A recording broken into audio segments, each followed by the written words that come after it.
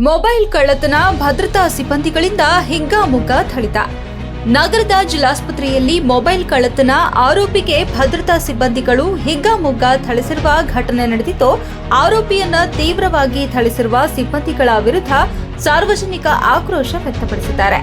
ನಗರದ ಜಿಲ್ಲಾಸ್ಪತ್ರೆಗೆ ಶನಿವಾರ ಮಧ್ಯರಾತ್ರಿ 1:30ರ ಸಮಯದಲ್ಲಿ ವಾರ್ಡ್ ಪ್ರವೇಶಿಸಿದ ಆರೋಪಿ ಮಹಿಳೆಯ ಬಳಿ ಇದ್ದ ಮೊಬೈಲ್ ಕಳವು ಮಾಡಿದ್ದ ಎಂದು ಆರೋಪಿಸಲಾಗಿದೆ. ಇದನ್ನು ಗಮನಿಸಿದ ಖಾಸಗಿ ಭದ್ರತಾ ಸಿಬ್ಬಂದಿ ಆಸ್ಪತ್ರೆ ಔಟ್ಪೋಸ್ಟ್ ಪೊಲೀಸರಿಗೆ ಒಪ್ಪಿಸಿದ್ರು ಎನ್ನಲಾಗಿದೆ. ಆರೋಪಿ ವಿಚಾರಣೆ ಸಂದರ್ಭದಲ್ಲಿ ಪೊಲೀಸ್ ಸಿಬ್ಬಂದಿ ಸಮ್ಮುಖದಲ್ಲೇ ಇಬ್ಬರು ಭದ್ರತಾ ಸಿಬ್ಬಂದಿಗಳು ಆರೋಪಿಯನ್ನ ತೀವ್ರವಾಗಿ ಥಳಿಸಿರುವ ದೃಶ್ಯಾವಳಿ ಸಾಮಾಜಿಕ ಜಾಲತಾಣದಲ್ಲಿ ಹರಿದಾಡುತ್ತಿದೆ.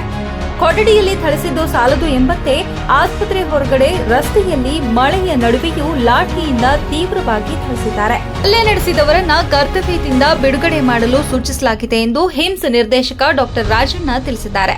ಮೊಬೈಲ್ ಕಳ್ಳತನ ಆರೋಪದಡಿ ವ್ಯಕ್ತಿಯೊಬ್ಬನ ಮೇಲೆ ಜಿಲ್ಲಾಸ್ಪತ್ರೆ ಭದ್ರತಾ ಸಿಬ್ಬಂದಿಗಳು ಮನಸೋಹಿತ್ಯ ಹಲ್ಲೆ ನಡೆಸಿದ ಮೂವರ ಮೇಲೆ ನಗರ ಪೊಲೀಸ್ ಠಾಣೆಯಲ್ಲಿ ಪ್ರಕರಣ ದಾಖಲಿಸಿಕೊಂಡು ತನಿಖೆ ನಡೆಸಲಾಗಿದೆ. ಕರ್ನಾಟಕ ರಕ್ಷಣಾ ವೇದಿಕೆ ಜಿಲ್ಲಾಧ್ಯಕ್ಷ ಸತೀಶ್ ಪಟೇಲ್ ಮಾತನಾಡಿ, ಮೊಬೈಲ್ ಕಳ್ಳತನ ಆರೋಪದಡಿ ವ್ಯಕ್ತಿಯ ಮೇಲೆ ಆಸ್ಪತ್ರೆ ಸೆಕ್ಯೂರಿಟಿ ಗಾರ್ಡ್ ಹಾಗೂ ಪೊಲೀಸ್ ಸಿಬ್ಬಂದಿ ಸೇರಿ ಮಾರಣಾಂತಿಕ ಹಲ್ಲೆ ಮಾಡಿರುವುದು ಅಕ್ಷಮ್ಯ ಅಪರಾಧ. ಹಲ್ಲೆಗೊಳಗಾದ ಯುವಕ ಪರಿಶಿಷ್ಟ ಸಮುದಾಯಕ್ಕೆ ಸೇರಿದವನಾಗಿದ್ದು, ಆತನ ಪತ್ನಿ 4-5 ತಿಂಗಳ ಗರ್ಭಿಣಿ ಎಂದು ತಿಳಿದು ಬಂದಿದೆ. ತನ್ನ ಗಂಡನ ಮೇಲೆ ಹಲ್ಲೆಯಾಗಿರುವ ಫೋಟೋ, ವಿಡಿಯೋಗಳು ಸಾಮಾಜಿಕ ಜಾಲತಾಣಗಳಲ್ಲಿ ಹರಿದಾಡುತ್ತಿದ್ದು, ಪತ್ನಿ ಮನಸ್ಥಿತಿ ಹೇಗಿರಬಹುದೆಂದು ಊಹಿಸಲು ಸಾಧ್ಯವೇ? ಆದರೆ ಈ ಬಗ್ಗೆ ದಲಿತ ಸಂಘಟನೆಗಳು ಇದುವರೆಗೂ ಮಾತನಾಡಿಲ್ಲದಿರುವುದು ನೋವು ತಂದಿದೆ.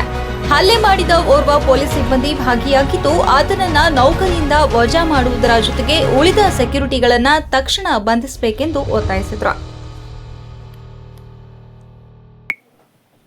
ನಿನ್ನೆ ರಾತ್ರಿ ಏನು ಹಾಸನದ ಸರ್ಕಾರಿ ಆಸ್ಪತ್ರೆ ಆವರಣದಲ್ಲಿ ನಡೆದಿದೆ, ನಿಜವಾಗ್ಲೂ ಅದು ಒಂದು ಅಮಾನವೀಯ ಘಟನೆ ಅಂತ ಹೇಳ್ತೀನಿ. ಯಾಕೆಂತಂದರೆ ಯಾವುದೋ ಒಬ್ಬ ವ್ಯಕ್ತಿ ಬಂದ್ಬಿಟ್ಟು ಸರ್ಕಾರಿ ಆಸ್ಪತ್ರೆ ಒಳಗೆ ಮೊಬೈಲ್ ಕದ್ದಿದ್ದಾನೆ ಅಂತ ಒಂದೇ ಒಂದು ವಿಚಾರ ಇಟ್ಕೊಂಡು ಅವನ್ನ ಪೊಲೀಸ್ನವ್ರಿಗೆ ಒಪ್ಪಿಸ್ತಲೆ ಅಲ್ಲಿರುವಂತಹ ಏನು ಸೆಕ್ಯೂರಿಟಿ ಗಾರ್ಡ್ಗಳಿದ್ದಾರೆ, ಸೆಕ್ಯೂರಿಟಿ ಗಾರ್ಡ್ಗಳು ಅವ್ರ ಕೆಲಸ ಏನೋ ಅದನ್ನು ಮರ್ತ್ಬಿಟ್ಟು ಅವನಿಗೆ ಬಾಯಿಗೆ ಬಂದಂಗೆ ಅವ್ಯಾಚ ಪದಗಳನ್ನ ಬಳಸ್ಕೊಂಡು ಅವನ ಮೇಲೆ ಕೋಲ್ನಲ್ಲಿ ಹಲ್ಲೆ ಮಾಡ್ತಾ ಇದ್ದಾರೆ.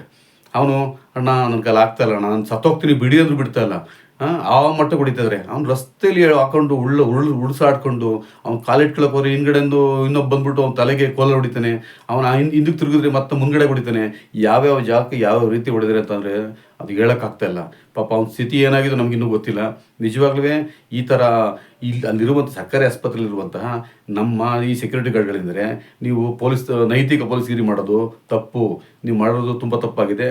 ಸಂಬಂಧಪಟ್ಟಂತಹ ಸರ್ಕಾರಿ ಆಸ್ಪತ್ರೆಗೆ ಸಂಬಂಧಪಟ್ಟಂಥ ಏನು ಅಧಿಕಾರಿಗಳಿದ್ದೀರಿ, ತಾವು ಈ ಏನು ಸೆಕ್ಯೂರಿಟಿ ಗಾರ್ಡ್ಗಳ ಮೇಲೆ ಕ್ರಮ ತಗೊಂಡು ಅವ್ರನ್ನ ಅಲ್ಲಿನ ಕೆಲಸದಿಂದ ವಜಾ ಮಾಡಿ.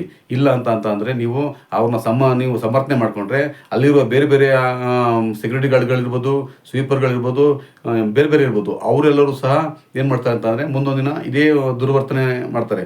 ಜೊತೆಗೆ ನಾನು ಪೊಲೀಸ್ ಇಲಾಖೆಯಲ್ಲಿ ಏನು ಹೇಳ್ತೀನಿ ಅಂದರೆ, ನಿಮ್ಮಲ್ಲಿರುವಂಥ ಒಬ್ಬ ಅಲ್ಲಿ ಒಂದು ಪೊಲೀಸ್ ಚೌಕಿ ಇದೆ, ಆ ಚೌಕಿಲಿರುವವನು ಸಹ ಅವ್ರ ಜೊತೆ ಸೇರ್ಕೊಂಡು ಹಲ್ಲೆ ಮಾಡ್ತಾರೆ ಅಂತ ಅಂದರೆ ಇದು ತಪ್ಪು. ಪೊಲೀಸ್ನವ್ರು ಇರುವಂಥ ಸಂದರ್ಭದಲ್ಲಿ ಅವನ್ನ ರಕ್ಷಣೆ ಮಾಡಿ ಅವನಿಗೆ ಮೊಬೈಲ್ ಕದ್ದಿದ್ರೆ ಅವನಿಗೆ ಕಾನೂನು ಅಡಿಯಲ್ಲಿ ಶಿಕ್ಷೆ ಒಳಪಡಿಸಿ ನ್ಯಾಯಾಲಯ ಇದೆ, ನ್ಯಾಯಾಲಯ ಕಳಿಸ್ಬೋದಿತ್ತು. ಇಲ್ಲ ಅಂತ ಅಂದರೆ ಅವನ ಜೈಲು ಕಟ್ಟುವಂಥ ಕೆಲಸ ಮಾಡಿ, ಅದನ್ನು ಹೋಗ್ತೀವಿ. ಇದು ನಿಜವಾಗ್ಲೂ ಹಾಸನ ನಾಗರಿಕರು ತಲೆದಗ್ಗುವಂಥ ಕೆಲಸ ಆಗಿದೆ.